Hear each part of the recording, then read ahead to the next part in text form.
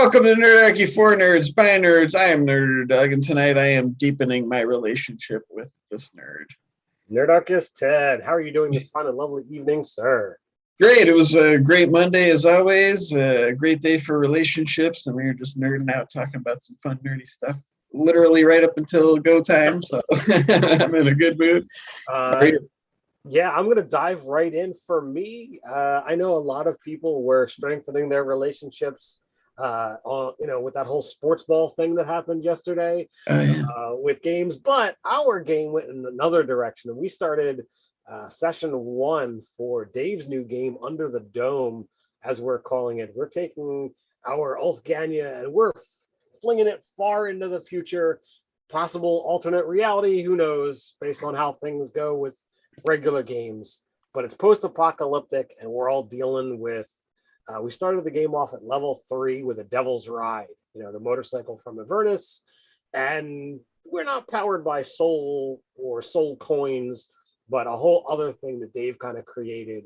So we were establishing the relationships of how the party works together and what have you. And Dave did an amazing job. And we're talking about, doing something with either the website, D&D Beyond, or Patreon, but we're doing something to kind of help share out, what Dave did for that one. But we had a cool 12-hour motorcycle race around the city. That was just awesome. An absolute blast. Yeah, that sounds really fun. So did you get any gaming in this weekend? Yeah, I did. We played our Cypher Systems sci-fi campaign last night. We were down a player, but so I just, had to rush off or, whatever. And the player had texted me, and he had just forgotten, gotten caught up. And I was like, well, if you jump into the chat anytime, we'll just whisk you back in as quickly as we whisked you away. But yeah, also you had said that a lot of your game was like kind of establishing those relationships with the players, the NPCs, and that's a lot of that Cypher game too. It's like there's just a lot of, they're in busy places where there's like a lot of businesses and people around, so I'm always on my toes of making new NPCs. But that's kind of fun too, because those are just all those opportunities for players to establish relationships with NPCs, and they kind of telegraph the ones that they like by wanting to interact with them more. So well, I thought it was really fun, and for us, we kind of had that similar thing. It was 6 motorcycle groups. I don't want to necessarily call that's a lot of NPCs right there. And you were like out in it was through the city, so yeah, it wasn't like there was nobody else around, so tons of potential. It's a dome, so it's a circular city. Sure.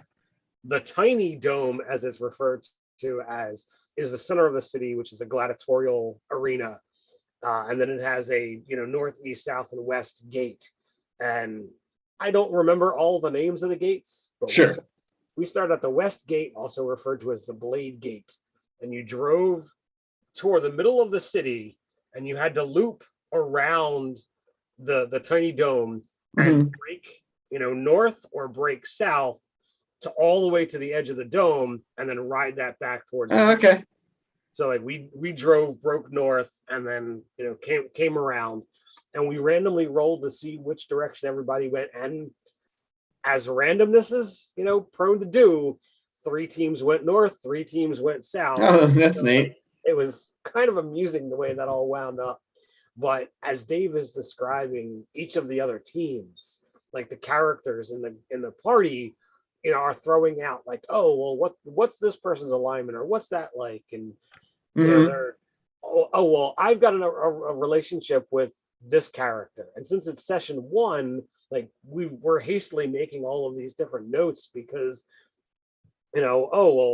we don't like those guys because, on top of them being a rival group, they are actually legitimately a gang and certainly up to no good. And, these people over here, well, they're mostly female. So you know what?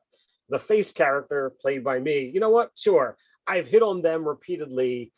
Dave threw out that there were triplets, and it's like, well, I've hit on all of them, not knowing that they're different people. And always failing miserably because, it's comical that way. Sure. And I have an 8 intelligence, so It's definitely a prone thing to be like, yep, I'm too stupid to figure out that they're actually. That's funny. But so everybody, in addition to whatever their class and all that is also like a competent cyclist. So what Dave did is, because we were not starting at level 1. If you did not have vehicles land, he was just giving you a free proficiency. Okay. Because essentially it counts as a tool, and tools can be trained. Oh, right. Like, yeah, that's a great idea, especially if it's like ubiquitous in the setting, or at least in the campaign that you're playing. It's just like, you shouldn't have to go out of your way to participate in the premise of the campaign. Right. Yeah, and that's very cool. What everybody was really into. It's like, all right, this is going to be fun, and it's so different than any other campaign of D&D that I've played. I was, kind of excited by the concept, and all of the things that Dave pitched for our game was something that was kind of off the wall. So, yeah, I know that's a concept he's wanted to try out for a long time, like years. So he's probably been thinking about it for a long time, and that's a really neat like aspect of it with the bikes and all that too, because it's like, well, that's like having mounts, because you can get around and get places, but they're not creatures, they can be killed, so that's good. Like, they're a little more durable in that way, right? Like, you don't have like the Devil's Ride only has 30 hit points. It's got a high AC, and then it's got a damage threshold of like 10. So like, if you do 10 points of damage to it, something could go wrong. So like, there can be some serious problems. And yeah, we have a mechanic and we have a mechanic's assistant. But if you don't have the parts, you might be pushing. One thing, the relationship between player characters and their environment or world or the setting is vastly different depending on things like that, like technology, or like I said, even horses, or certainly like spaceships, or in high level D&D, like, or fantasy games like interdimensional travel, or sci-fi games feature that kind of stuff too, when the characters have when like access to those things is commonplace. It certainly makes a big difference, but it also creates opportunities too, like completely. Like, even if like travel between planets was like, well, no, they didn't have their own ship, they would have to like book a passage on a some kind of vessel or whatever. But whereas in a fantasy setting, they could be a boat too. But it's just like like I said, the relationship to the setting is much different, because they can just go anywhere at any time. Yeah, and that's actually one of the crazy things. Relationships are a big deal, and you nailed it. You've got the relationship amongst the individual characters in the party. You have the relationship with the NPCs of the world, and each one is going to fragment and go in its own direction, based on what things you're doing at the moment. You're going to have a relationship with the world. Do you really care about the big picture? Do you only care about a small thing? Are you loyal to these guys but at war with those guys? Like, you could have so many different things there. And then once you start breaking the barrier and going outside of this particular world and dealing with planar travel, or a sci-fi game, a different planet, that's whole new relationships to kind of figure out. And whether if you get into a Star Trek kind of style game where you're meeting new cultures, first contact, that preliminary relationship is absolutely crucial. If you meet on a bad scenario because you don't know what their culture is, holy crap, can that go bad? Big time. I'm not an RPG historian, but I want to say that Dungeon World, at least it's one of the earlier games that I'm aware of, that really like baked into the game system, like creating relationships amongst the player characters, the characters as part of character creation. It wasn't just like, here's a tip or whatever. It's like, that is what part of what you do. And I see that in many other games since, and I think that's great. That's certainly a practice that I use in pretty much any game I play when I have sessions here. And I just happened to I went to fighter because that was an easy Sure. one to grab too. So they have bonds. So you fill in the name of one of your companions in at least one of the categories. So for this one, it says blank owes me their life, whether they'll admit it or not. I have sworn to protect blank, and you fill in the names. Yeah, right, I right. worry about the ability of blank to survive in the dungeon. And then blank is soft, but I will make them hard like me. Yeah. And Dungeon World was the first exposure to that kind of stuff, for myself as well.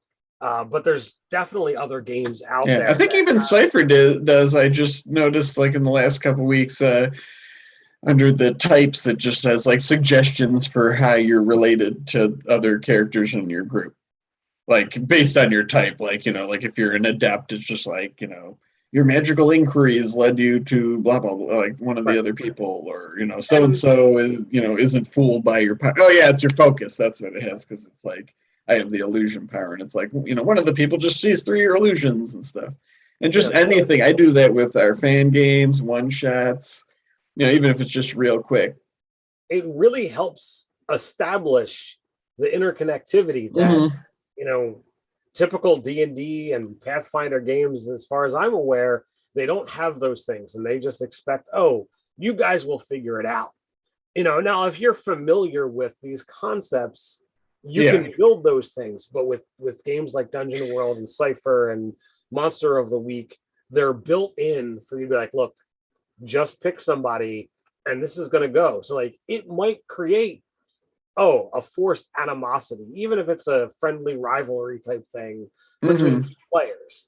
That can be fun. You don't have to get along. We were talking about off air Vox Machina. Yeah.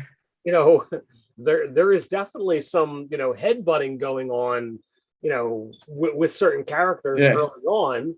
And that's fun. Like nobody was. It is fun. I remember watching the episodes when they would, rib each other too, and it's good nature. The players are just having fun because their characters are. They're role play, which is yeah, right. Basically, that's what all that comes down to. It's like whether it's between the characters in the group or the characters in the outside world or the characters in the world they live in. It's all just and it's a scale too. I mean, you don't have to like dwell on that all the time, but it's just something that you can hang something on during little moments, like if it crosses your mind or your whatever. To me, I think every person should have, well, what is their go-to for their character? And is it evaluate a relationship within the group, or cultivate a relationship with somebody that they didn't normally have? Is it, hey, you know what, these two characters, they're brothers, siblings, cousins, what have you. I'm going to talk to that person. And because if you're, let's face it, a lot of people who get into role-playing games are introverted to some degree. Sure. If you've always got the one person that I'm going to talk to, for this particular campaign, all right, Doug, you're my go-to. I'm always going to feel comfortable with my character reaching out to yours. Yeah. If you feel that, this might be a group conversation, you can bring somebody in, but my character is going to come to you. Like it's interesting as we're talking, a lot of the like D&D, particularly, like the game that we talk about most often, it does sort of have those things in there, except they're not for inter-party stuff. Like your personality, like you have bonds and flaws, but Dungeon World takes that and it's like but it's with somebody else in your group. Right. Like somebody somewhere like knows my secret. Whereas like in Dungeon World, it'd be like that character knows my secret.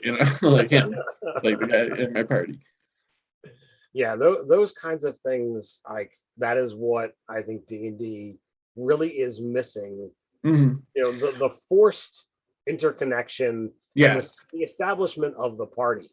For so long, you see and you hear stories about, well, you know what, session 1 is going to be about getting the party together, and so many DMs abhor trying to go through that process. Some DMs love it. Some DMs, they want to go through and they want to have these severe machinations so that the stars align and everyone happens to be at the right spot at the right time.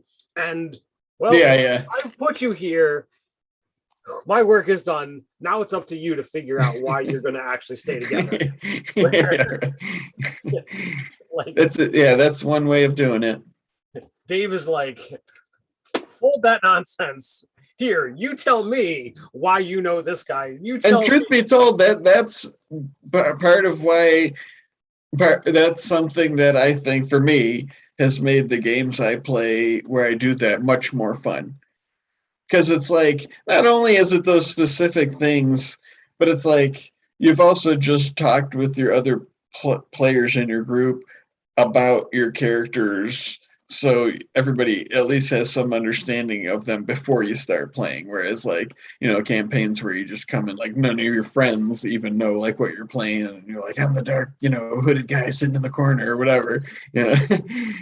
Like, all right, well, like, because then it's like a more of a role-playing challenge, because like sometimes you think, why would this guy hang out with you? I've played games with that where the players have, like, I've had a player between session be like, I don't think my character would even want to be with this other guy. They're like, they don't get along, he's a jerk or whatever, or even just, like if one person's kind of murder hobo-y or whatever, overly violent, whatever it is. You might have seen some of them. I don't know how many of our old style gameplays of ours that you watched. We've talked a lot about Dave's first campaign. Mm-hmm. And I've brought this up before about, like, I question why on earth Relion would be running around with the crew that he did. And it took a lot of work.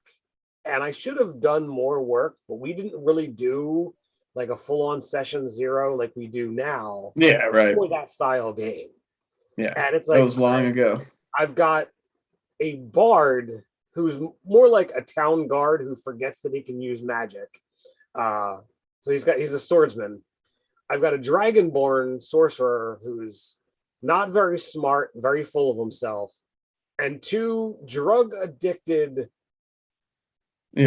goblins that use crossbows. And that was it for most of the game. So we didn't really have a tank until Mark joined that game. Oh no, we did have the Dragonborn fighter up until he died. Mm-hmm. Well, see, that's interesting to me, though, just as I guess an amateur RPG historian or enthusiast. Sure.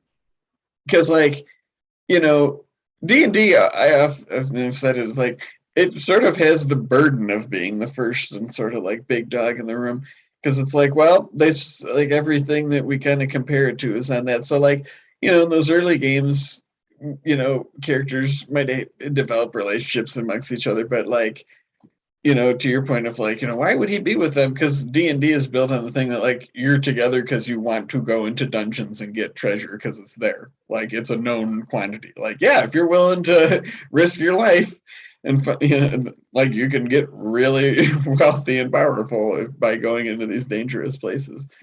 And so, like, that campaign that you're talking about was like, in the D&D tradition, but it was also like you started playing it like right at a time when, like, people were making YouTube channels about it and, like, streaming their games and just playing different ways, and streaming has had a different effect where you're like even in my offline games, it's just been affected by that play style where it's like, that's important to have like a narrative and stuff. And I don't even think I ever used the word narrative related to RPGs until like 2015. You know what I mean? It's like, we're just playing D&D. I don't know. I didn't really think too much about it at all, honestly. So just a quick comment, John Mostavoy. Sure. Thank you so much for the wonderful compliments. That's really, really nice to hear. It's talking about, one of the most underrated. Hey, their newsletter is legit awesome. Yeah. Rock on, John Mostavoy. Yeah, we do a weekly newsletter that we put a lot of work into, and happy to keep pushing out the awesome content that we do. But, like, so eventually the relationship, I kind of had to come to terms with, like, yeah, there might be other groups that are out there, mm-hmm. but who the hell is going to keep these guys alive? They have They might not have the brains, but their hearts in the That's right. a great tack to take for like a that sort of character that's like wise or sort of that's knowledgeable. It's like almost fatherly, like boy, or even as a cleric, you might think like, well, they're kind of doofuses or maybe even not so nice people, but at least I can help steer them towards being better than they might be if I wasn't around. And their heart's in the right place. They're looking to actually do something useful for the world. And if they don't have somebody that's got the wherewithal to have healing and to know stuff, Yeah. This is it. This is what I got. This is what I'm gonna do. Yeah, another way to take it is almost like in almost like a benevolent manipulation too, where it's just like, well, they're all dumb. I can kind of use them to get things done that I think are important. You know what I mean? But I mean, he wasn't even, looking at that aspect of it. But I mean, that could always be a thing. Yeah. But like sometimes you have to kind of look past and stop looking. And I'm going to use a very harsh word. Don't look at the selfish aspect of, well, my character wouldn't do that, and be like, okay, well, what would make your character do that? Yes, absolutely. That's a fantastic point. What's going to bring you into it, and what's going to keep the relationship, where it needs to be, and that's where you move forward. So like that was one of the things that I struggled with for a while. Like I never broke the game and said, no, my character's not going to go with these morons because he's too smart and what have you. He's wise because he had a high wisdom and he had a high intelligence. Like that was what he kept raising. That was the things that was important to him. Everything else, kind of sucked. Yeah. Well, yeah. And the flip side too, it's like that it's mutually beneficial because like he did want to go out and find things and learn about things, and he wasn't super tough like that. So it's like these people are protecting me while I pursue my things too. And I'm sure he cared about him to some extent. Like, I guess, yeah, I guess I just feel like clerics probably like in general probably have just more. They think more spiritually about the people around them. That's what that's their jam, man. You know what I mean? Like that's probably just how they look at everything around them. So that's I think is a big takeaway, is to figure out what the relationship is, sure, regardless of whether you think your character would be a part of this party. Once you put it together, this is who you got. Yeah, and you also like any players have a great resource to help them get there with another person in the group, the GM. So like in that Cypher system game I've been playing, one friend of mine, he missed the first session, and which is fine, and he was coming in on the second session, and his character he's sort of like what was his name, Book on Firefly, the guy that was like the preacher, Shepherd, like the spiritual guy, but he was like, he used to be like a hard ass soldier and stuff like that. So he's that kind of character. Sure. And so, he's like, well, why would I just don't see why I would be with these, join up with these people. So I was like, oh, don't worry, I'll take care of that. And I just had it be like, well, a similar contact that him and the pilot character knew contacted him with a job and told him that he could, he'd be able to have like free passage on a ship if he let the pilot know that his debt was settled with that guy. So it was just like, oh, sweet. So now they have like a little secret between them because none of the other characters knew like that the pilot was in debt and everything, like, or, and that, so this new mysterious character knows that. So yeah, I'm always just sort of like setting little things in motion between the characters and trying to help facilitate that. Another thing you can do, and it depends upon the number of people in said group. Mm-hmm. But, if you look at the fact that there's typically like 4 or 5, it's like, all right, it's a great number. You two, how do you know each other? Or you two, how do you know each other? So you link people up into groups, and then you figure out how those groups get connected. Yes. So case in point with the the under the dome that we just. Mm-hmm. So we've got 2 barbarians and a bruiser rogue that all care about physical combat. So we've got a Goliath barbarian, a goblin barbarian, and a Loxodon rogue. So there are meat shields, if you will. Sure. And they all know each other. They all fight in the arena together. Well, somehow I want to say he's a gnome or a human, but Ryan's playing an artificer, and I can't for the life of me remember what race he said. Okay. But it's like, oh, Ryan, do you bet on the arena? Sure. All right. You won those 3 in a bet. So technically, at one point in time, they were his property. They were emancipated, they were freed, what have you, and they eventually joined our group, our gang. And I met Ryan's character when I stumbled upon a motorcycle or a ride, whatever you want to refer to it as. What race is your character? So I started. Or is it a secret you don't want to reveal? No, I'm a Simic hybrid. Oh yeah, that's right. So my character is as modified as I possibly. Yeah, that sounds like a neat. So I'm a Simic hybrid, and then off of our website, I'm an elemental mutation sorcerer. So my character totally tells people, yeah, he was heavily experimented on by somebody. Yeah, that's a great concept. What kind of magic did you like sort of, I lean towards fire and lightning. Okay. I mean, so he's like a blaster sort of dude. Well, I've got what is that called? I only used it once. I found from playing a sorcerer, it's like between your meta magic points and stuff, like you can have, you don't have like a ton of spells. I mean, certainly more than a warlock, but it's like if you got like 1 or 2 different damage spells that like work in different ways, you're good. And then it's like you have a ton of like sort of utility and all sorts of other magic. I mean, so I'm pretty happy with what I chose for my spell selection. Sure. So my standard attack, Firebolt. It's a pretty classic, great spell. Pretty classy go. My other cantrips, I've got Dancing Lights, Mage Hand, and Prestidigitation. Covers a lot of different. Different things. Absolutely, those are great. My level 1 spells, I've got Chaos Bolt, which is going to allow for some amusing things, and is that the one that jumps from person to person if you roll a certain thing? Yeah, that's a cool spell. And then I went with Silvery Barbs. Okay. Which is a lot of fun, allows you to kind of, have a cool reaction spell that's not just so I thought that was an element of fun. Yeah. When I went to 2nd level, there's a fantastic spell that I guess came out in Fizzbands, but it's Dragon's Breath. Okay.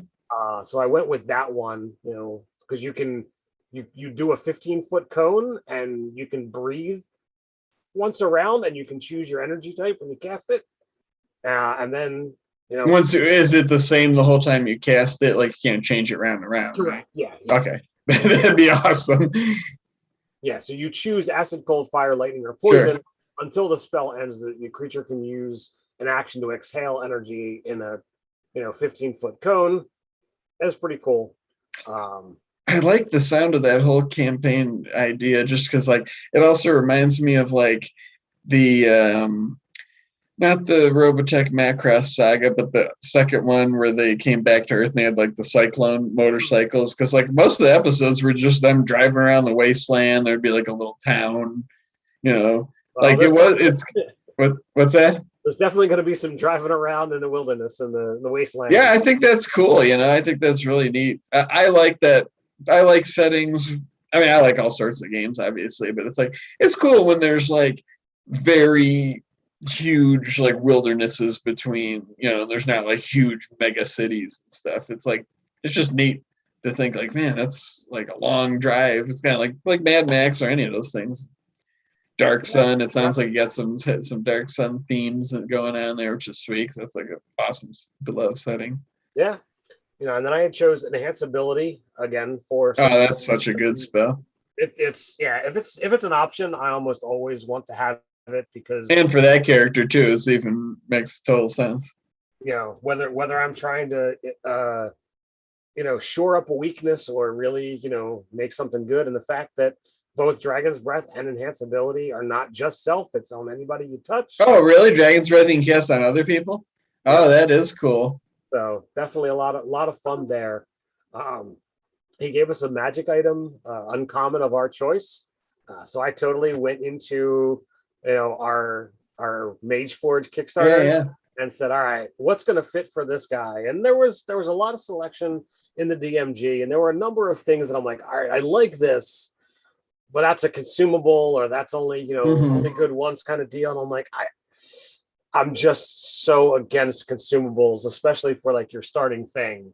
Oh yeah, for sure. Yeah, absolutely. More powerful. Like you use them once and then they're gone. Yeah, if you get to pick something, I'm not gonna pick something I just use one time. Come on. I'll totally share it out, but I went with the Mirror of Vanity, which is a cool item that we built for D&D in a castle. And I'm envisioning it's a small mirror that sure. kind of up, as opposed to like it's a mirror. Yeah, like a full length mirror. But like what's that one that is a magic mirror? We haven't won the encounter for Mirror of Life Trapping. It's like a 5-foot mirror. Like good luck getting that out of the dungeon without cracking it or whatever. But it offers advantage on persuasion and deception checks, which that is what my character's all about. I'm the face of the party. Not too bright, but he's so pretty. And then when you finish a long rest, you can change one small feature about yourself, like you can hide a scar, or you can change the color of your eyes. So that's going to be every time you finish a long rest. That's what he's going to say is what color are my eyes today? Yeah, so I'm looking. Yeah, that's what I like about a lot of art. I mean, people make up the stuff that they like, and it's like, yeah, it's got a cool mechanical ability, and also this just interesting thing that if you're a player, you'll probably find some way to make it interesting.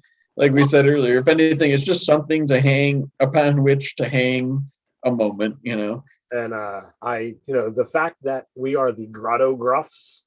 Oh, cool. That's so we're like kind of goat themed scenario. The grotto is where our bike shop is located. So I have and it's goat themed. Goat, yeah, the Gruffs. Okay. Yeah. So are the greatest of all time. So I totally have a low ball wish list item already into Dave of getting access to the stitched horns. Oh, okay. Another item from our Kickstarter. Yeah, I think you created that one for it's like a Hero Forge. Yep. Actually, Stitched Horns is actually the name of the item that was like the new accessory. That's what it's called. But it's so much fun to play around on there. Oh yeah, I actually just put in a huge order. Did you? Yeah. Well, I had Kickstarter rewards that I've been sitting on. So like I've got 6 minis that will be heading my way in the near future. One is my mini for the game that I'm talking about, Under the Dome. I made a mini for my Changeling character for Shadow of the Demon Lord that we kind of had our session 0 and started playing a couple weekends back. That sounds fun. My son and daughter both made a character of when we eventually start the new game, which actually we're going to be ending the last campaign next Monday, so a week from today we'll be done. Okay. Finally. It's only been delayed for a month and a half, 2 months. Is this the kids game? Kids game, yeah. Oh, that's been going on for years. Yeah, well, it whatever happened to the blue bag? It's kind of just there. Okay. I didn't know if it became like a major thing. It didn't. But it was cool because I got a kick out of that story. There's so many elements that just kind of fell off because I did not do the best job of note taking. And when it's whatever, but it created a moment that was memorable. It's fine. you latch on to whatever the kids are interested in, and it's like, okay, this is where the plot goes. So I've learned. You know what? I found. Let me ask you this. Your wisdom on this. Just remind me before I forget. So, like, I sort of approach games like running games similar to Dave, and I don't know how much you do. I think you have like a little clear ideas like what you'd like to do in individual sessions, but just throwing out just tons and tons of like not even plot hooks, just like stuff, right? And then just sort of seeing what the players are interested in. And when we were playing last night, I was like, kind of the players were just talking amongst themselves, and I was like, do they feel like did I inadvertently make them feel like everything was sort of like a pressing emergency? Because they were sort of like, well, we got to do this and this and this, and like after session, I was like, you don't have to do anything, like it's like what do you think about that? Have you ever had that sense or run into that where it's like you feel like the players feel like overwhelmed, like there's too many plot hooks, but it's like they're neither all related nor necessary for you to do. It's just you live in a world. That's what's going on. I don't think I've ever had that experience as a DM. There have been times where, as a player, when I took better notes than the no notes that I take now, where it's like, oh man, look at all of this crap that has happened.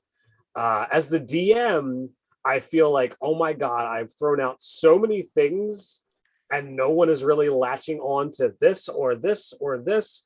Am I putting out crap? Are they not picking up that there's a thing there?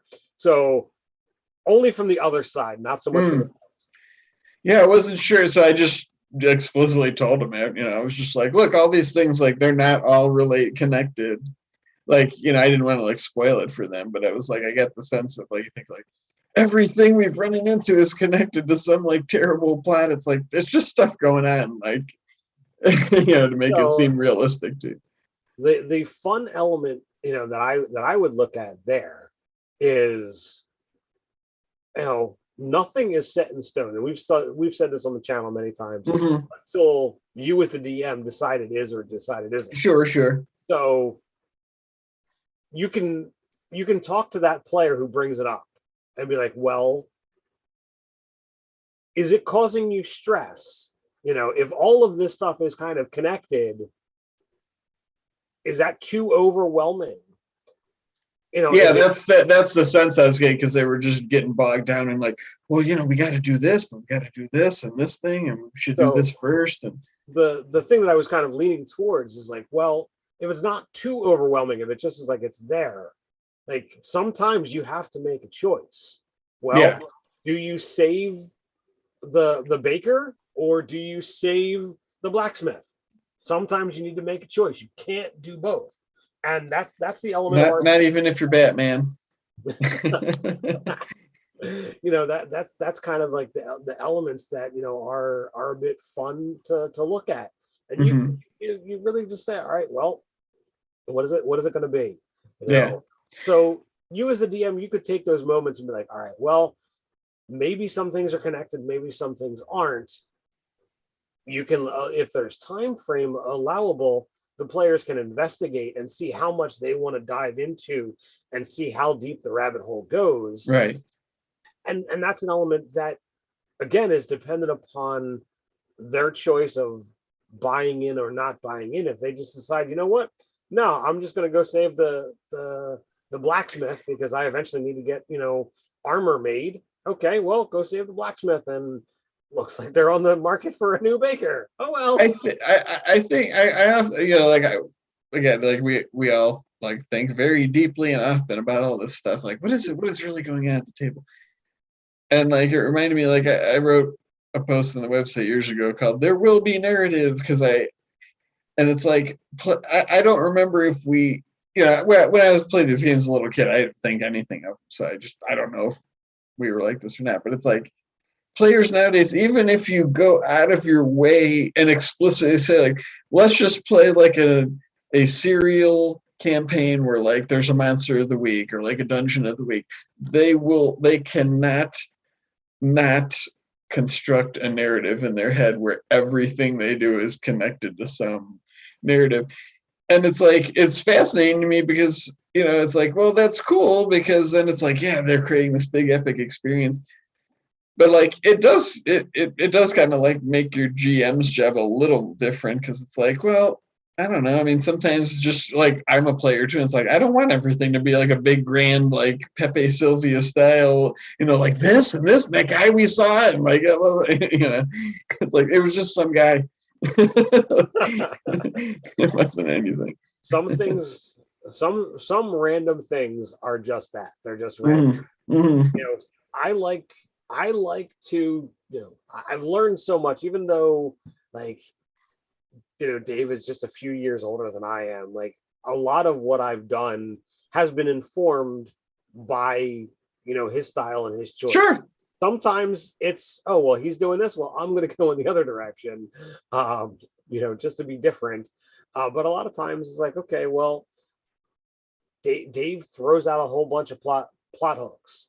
Well, I don't want too many plot hooks because I'm not entirely OCD, but there are the elements of like, I definitely get frustrated to a small extent of like, well, I put the effort out there and they're not dealing with this. And I've had games where like I actually did the work behind the scenes of, okay, this is what the bad guy's doing while the players are doing this, which I would highly recommend not doing. You know, so it's like, well, I put out plot hooks, and now based off of that, I'll see what they choose to do. But I don't want to overdevelop anything anymore because if I do that and get too deep into it, then it's gonna have, you know, that you know, rolling stone where they're never gonna be able to deal with what's going on the other side. Yeah, that's one chance. Have you ever run like a sci-fi game with like space travel and stuff?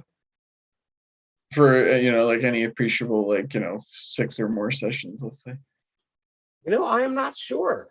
I've done some, you know, a fair bit of modern and some superhero. I don't know. Well, even modern, I suppose, would carry the same thing, which I was gonna say is like I find my prep for those kind of games is largely just like coming up with like, you know, the names of like companies and different NPCs and groups and factions and just things that are like around them. And then sort of like based on what happens in the session, like, you know, like, well, how is this related to like this company or that, you know, mercenary group or whatever. So for that game, I tried using Trello. So I did that yesterday. I transferred all my notes. I just have like all the NPCs. It's pretty nice, at least for that style for me, because it's like, you know, I just, like I said, I got all the NPCs and all the, you know, different like cipher creatures that I've used and like what page number it is and like how many, you know, like when they ran into those things. I have one that's just called like, I think it was just like stuff they set in motion. And it's just like things that the characters did. Not like in a bad, like, you know, if they don't deal with it, like the universe is going to end. Just like the bigger type things that's like, which I find funny because players often do it like inadvertently, you know, or just like I doubt any of them are watching, but if they are, whatever. So like in the first episode or the first session, there was like a deep underground under this facility there where there was like a big spherical chamber that was like able to like terraform planets, right? And I was kind of like hinting at that was sort of like a mystery was going on, but you know, they didn't really seem too intrigued by it. And they instead, like, they needed like power to get, you know, fix their ship and stuff, which was damaged. And they're like, well, can I like divert all that power that's, you know, being, you said was like going to one place and just try to do that? And I was like, sure. And it was like a difficulty 8 hacking check. And they were like, well, this is really important. So like they put a bunch of points into it and did it. And I was like, well, okay, that was like a, you know, sort of like a major thing, you know, not for them. And it's not like dire consequences, but it was like a pretty big deal, like in my mind. Right. And it's like, well, it just doesn't have any power, so it just went inert. Just like stuff like that. And it's like, what are the people who were involved with that going to think when they get there? And it's just like, it's all gone. Like, you know, Oh, that's interesting to me. I don't mean in a bad way. It was like, well, it's yeah, neat. yeah. It's as a GM, like, wow, that's okay, cool. Let's go with that. Well, that's one of those things, and once you when you get into Cipher and you start talking about things in the above 7 difficulty, like that's the all right. How possible is this really? Because They spend a lot of resources to do. a It's almost like a tell, right, for Cipher. If you're the GM, you're like, this is a difficulty 8. It's like, well, that must be really good, So like, let's dump all our stuff into that. so like Sorry. if you're not super familiar with Cipher, the difficulty it's times 3, and that's what you need to get on your check. So a DC 7 or a challenge 7 is doable if you put a little bit of points into it, because you could drop that down into the able to be done range with a single level of effort. Brings it down to an 18. But when you talk about an 8 that starts off at a 24, unless you've got something going on, a tier 1 character just cannot do it. Yeah, it was like they all had this, like contribute. They were like, well, what if I do this to help them? And yeah, I was like, okay. I mean, I was like, you can try to pitch me on this, and and like somebody had like a hacking, like they were skilled with hacking. Sure. So like it's like, but like that's why I like that game, because it's like like you could still invest a lot just to get it pass in the realm of possibility. You still got to roll like 15 or higher or whatever it was. So like that's an element where like when you accomplish something like that, that should be heavy on on the storyline of what happened because they were able to do that. And you have to think a little bit harder on your feet when you're playing with that kind of a rule set, and they are successful. Mm-hmm. Yeah, it's like, don't throw those things out if you. I mean, it is possible. Yeah. If you give them a possibility, that means it's got to be possible. Yeah. It might be really, really effing hard, but once you set it, don't say, yeah, it's possible, but it's hard. And then when they do it, say, no, it didn't happen. That's bad form.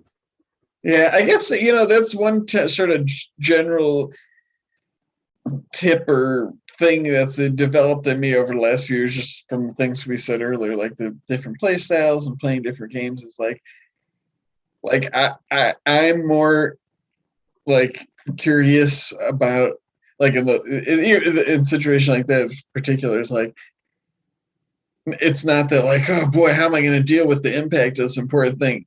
It's just interesting because it's like that does make the story more interesting ultimately. Like, even if it's not like, well, you screwed this up, so the world's going to end. It's like, maybe down the road, like that's a big thing that just happened, like you just said. Maybe depending on the scale of whatever the campaign is, could just be like, to that town or whatever. But it's like, it's a big deal. Like, you just did a big thing. So it's just fun. It's just another fun like aspect for the GM to kind of weave back in. It was funny when I was just thinking when we were of earlier when we were talking about like bonds and flaws and bonds between characters. A couple of weeks ago, one of the live chat guests they've had on was this guy named Alo Clark from, I forget what it was. But he made a great point. He's like, those things when players pick them, it's like they're kind of telling you what kind of adventures they want to have, whether they know it or not. When it's like bond, like, my sibling back home means everything to me. It's like, okay, so put sibling in peril, at some point. Yeah. Those anytime, whether it be something that's said or created in the character development, those are, and I don't want to use the word weapon because it's not. No. But those are story elements. Yes, absolutely. To evoke characters into action or in action in some way, shape, or form. Yeah. And a good GM uses those to tell interesting stories. A bad GM uses those as weapons and targets. So yeah, like go ahead.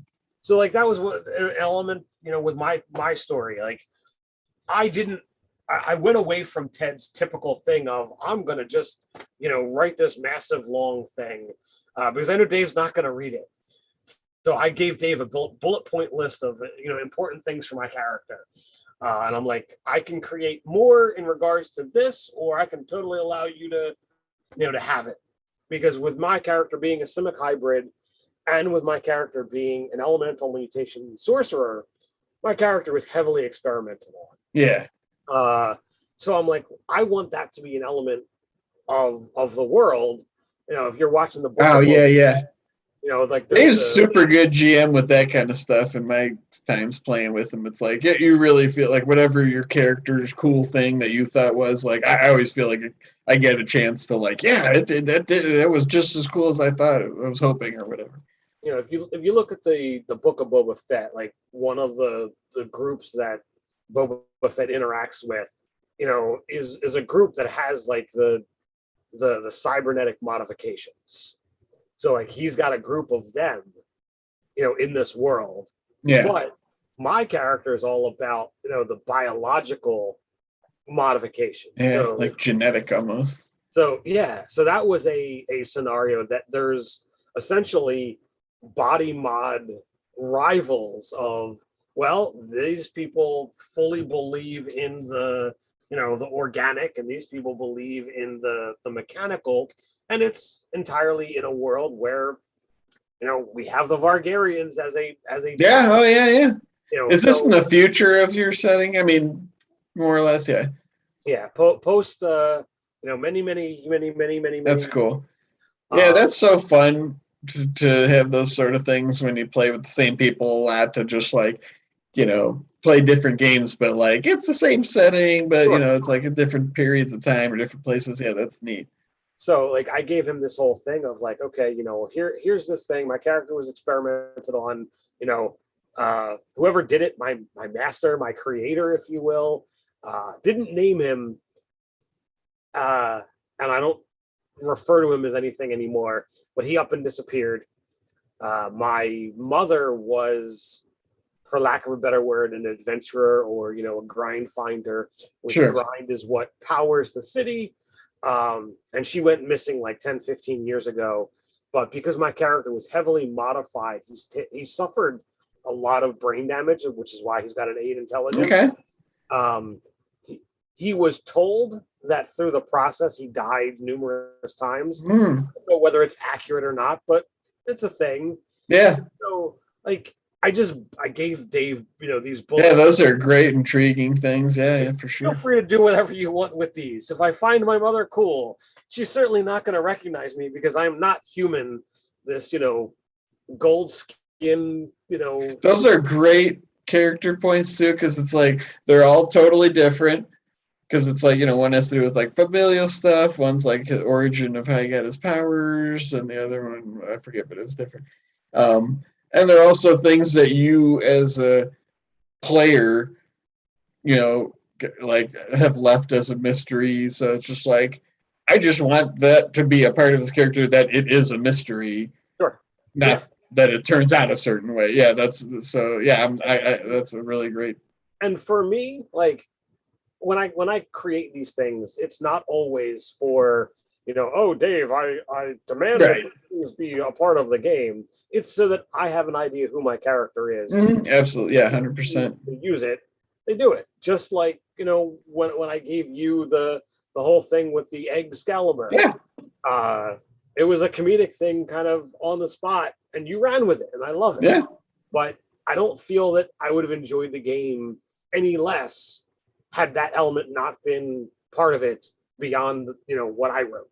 Yeah, I feel the same way when I do stuff for characters. It's like a lot of it's just for me, so it's like, who is this person? So when I'm playing, like you, with Uralu, like maybe you would just mention that once in a while, like, oh yeah, that's something he thinks is cool, and he's looking for this thing called Excalibur. And I didn't feel, you didn't present it in a way that made me feel like this, and I certainly didn't feel like compelled, like, I'm going to put it. It's just cool, It's just like, yeah, that sounds cool as hell. I'm going to want to make that a thing. And it was fun for me to make NPCs and sort of like, almost like, brainstorm with you. Like maybe that's just like a thing, like nerds in this universe. So like, they just take up the quest and want to find it. Like Indiana Jones with his dad had the book of just, Last Crusade. It's like, this is all that I know about it. That's everything I found. All right, so as we get down to our last 5 minutes, there is Oh, wow. another topic of relationship that we haven't really discussed in any way, shape, or form, and that's the relationship of players at the table. Mm-hmm. You know, we all know that while the GM stands apart because they're the ones who help create and control the narrative, even if it's not entirely all in their court, we are all players at the table. You got 5 players, 5 PCs, and 1 GM. You're all players. And, we need to understand that for the most part, they are family, they are friends that we're playing with. You've chosen the game with these people for a reason. So above and beyond, we always want to, send that simple message of, respect and care about your fellow players, because there's a relationship there. I've been gaming with Dave, my God, like 25 years at this point in time. That's awesome. Maybe a little bit more. He's been a part of my life for a very long time. Mm-hmm. Ryan was a, gawky teenager when I first, started gaming with him. He's like your age, right? Like he was like your peer. Dave is a little bit older and Ryan is a little bit younger. I'm kind of in the middle. Okay. But it's a scenario that, they're friends, acquaintances at the very minimalist. Yeah, right. Some people are lucky to have a plethora of people to game with, where others, they have to fight, stab, and steal just to get people to show up at the table. So and it can mean a lot to people too. It really hit me as I was talking to my brother. He plays in that Sunday game, and he had hurt his back last week. Not seriously, but we're just getting older or whatever.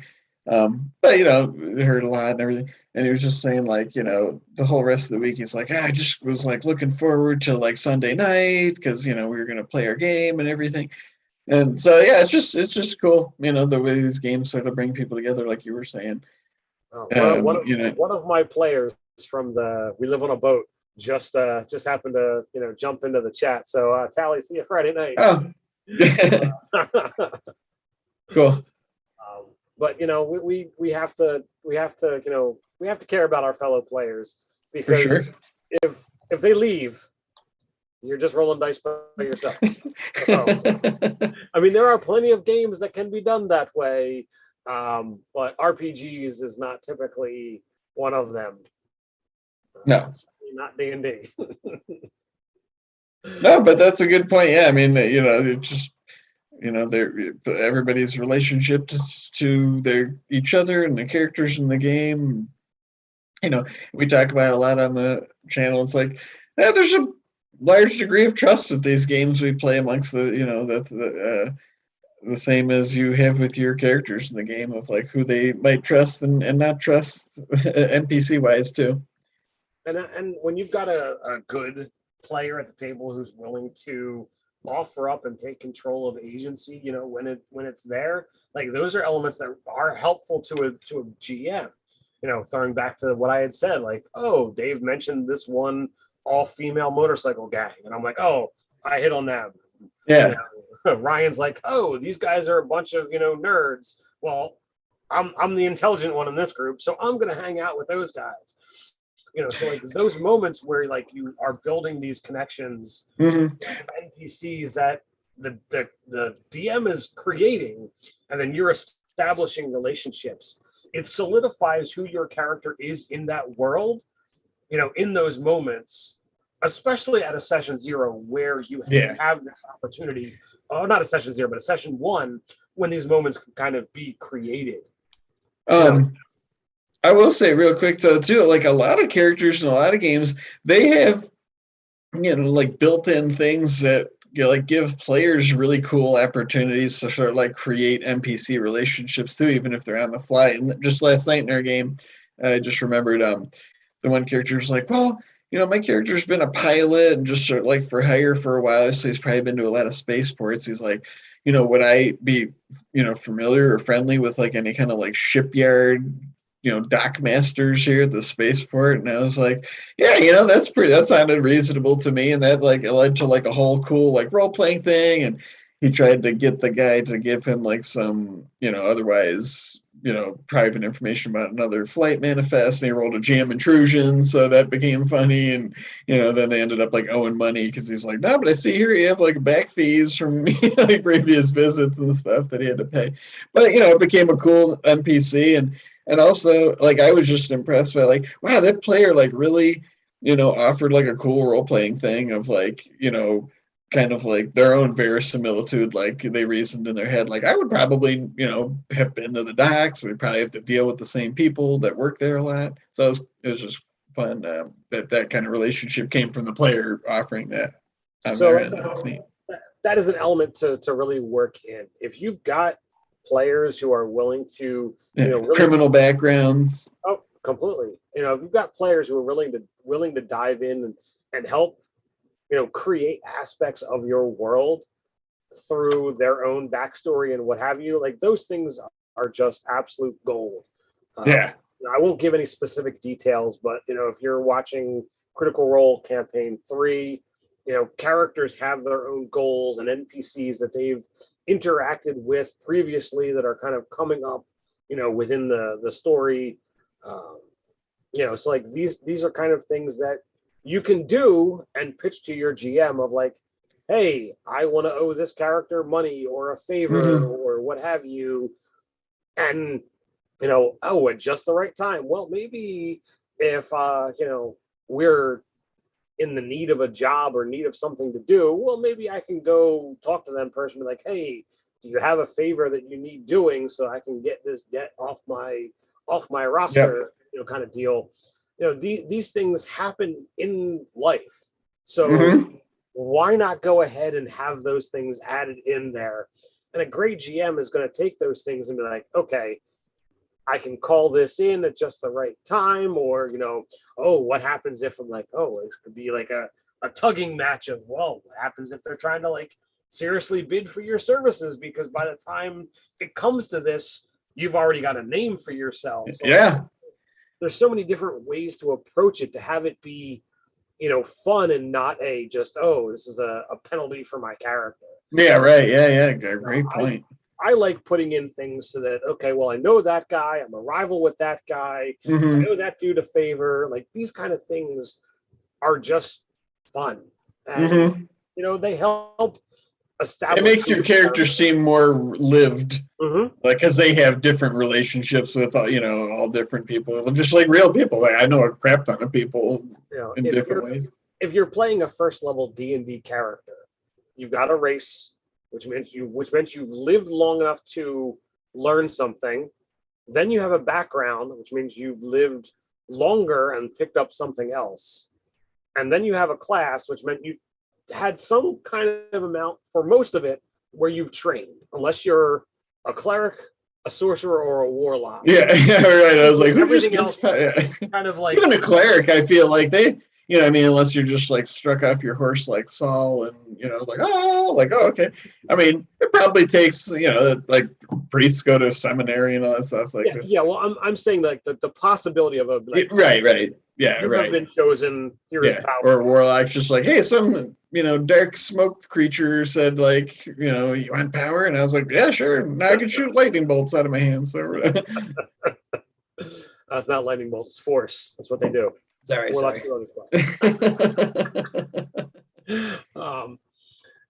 those are elements that feel free to add those things in to add some interesting relationships into your world.